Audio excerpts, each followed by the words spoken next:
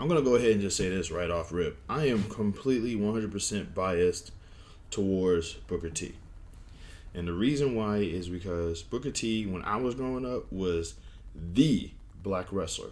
Like, you had like the cats before me, they had The Rock and Mark Henry, and they had Ron Simmons and Pimp Daddy himself, the Godfather.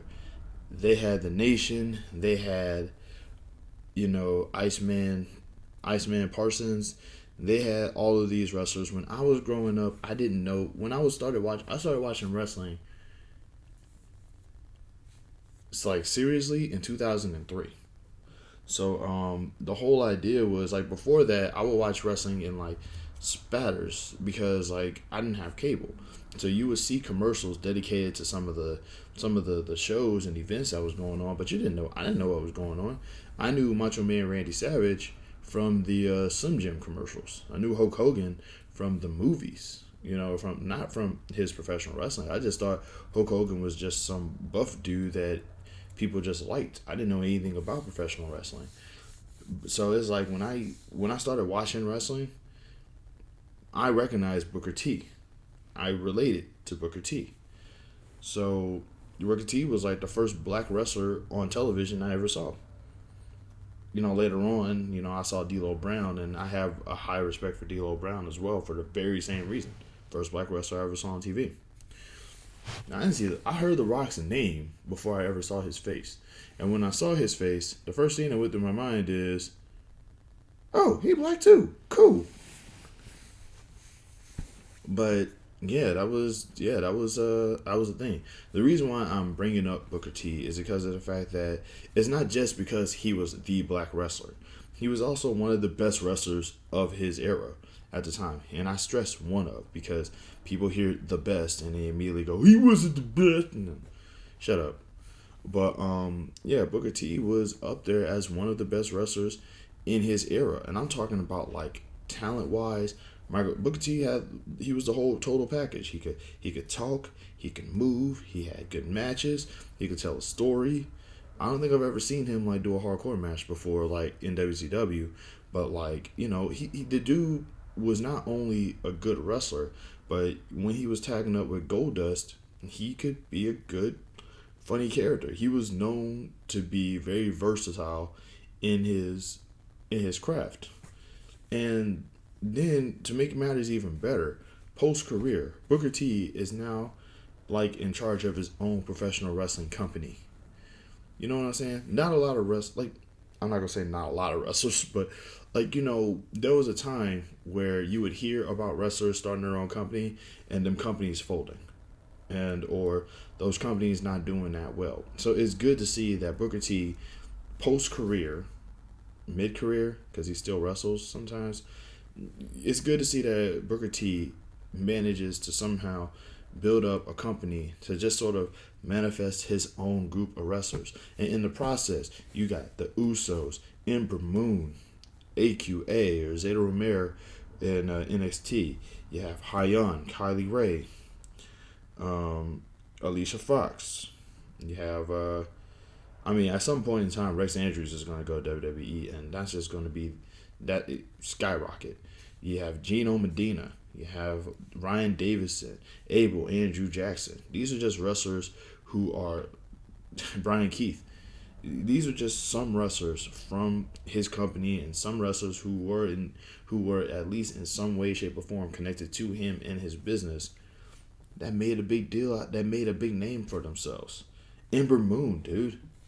Ember Moon. You still got Mace in WWE right now. For those who don't know, Mace of Retribution was trained by Booker T. Booker T has done a lot for professional wrestling. So when you hear about his wild takes, I don't care. I don't care. And one thing I like about Booker T's crazy takes is that at no point does he ever say that he's correct or that he's right or that you should believe him or anything like that. He rarely ever goes that direction with what he says. He just says that's his perspective. That's just what he thinks. That was what goes on in his mind and all this other stuff. And it's like, because some of this, I'm not gonna sit here and lie. Some of the stuff he says, I don't agree with. You know what I mean? One time he said The Rock ain't black, or some along those lines, and I disagree with that because I believe in the one drop rule. You know what I'm saying? If you can prove that you have black in your family, you're at least a little bit. You know. So like Booker T one time, he has like a lot of he has a lot of stuff to say about Paige Van Zant, and personally, I would love to see Paige Van Zant in a wrestling ring one day. Just because I love women's professional wrestling, which is something that Booker T has the most weirdest, ironic caveat towards. I don't even think caveat is the right word, but the thing is that Booker T says things, but he's been in the business. He has his own perspective when it comes to the business, and he says things. You know what I mean? Some things you're not going to agree with. And in my opinion, I feel like you're not supposed to. You shouldn't agree with everything somebody says. Matter of fact, I believe that you shouldn't agree with anything anybody ever says. You should, when it comes to like viewpoints and stuff like that, and opinions, you should just go off of your own perspective.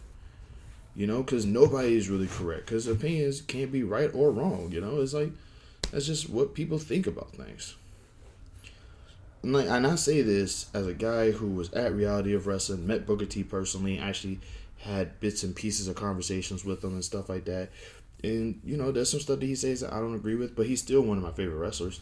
He's still one of the best wrestlers to ever get inside of a wrestling ring. He still has a ridiculously amazing career.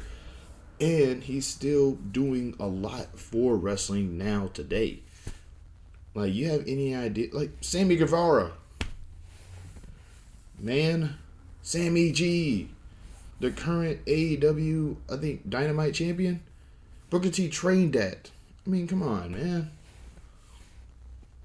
You can say whatever you want about Sammy G's matches against Matt Hardy and how unsafe he is and stuff like that.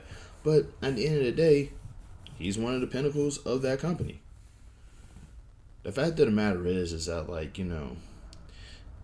you can like somebody and disagree with them. I feel like that is believable and that's true. But at the same time, just because you think that somebody else is wrong doesn't necessarily make you correct. And I feel like that's something that's something in the wrestling world that we just don't talk about nowadays. Wrestling fans, they always basically try to make it seem like they know more about the business than, like, people that are in the business do. And I don't know, man. Part of me just don't like that. Like, I ain't gonna sit here and lie. Like, if you could tell me everything that happened financially in every wrestling company since, in the past 50 years, I'll be like, good job. But can you take a bump, though? And it takes a lot to watch professional wrestling, but it takes even more to actually be there. And I feel like more wrestling fans should want to be there more than just talk about it. Booker T had basically did this in reverse. He was in the business, and now he's talking like a fan does. You know what I'm saying? He's doing the fan thing where he does reviews and stuff like that. All these fans nowadays,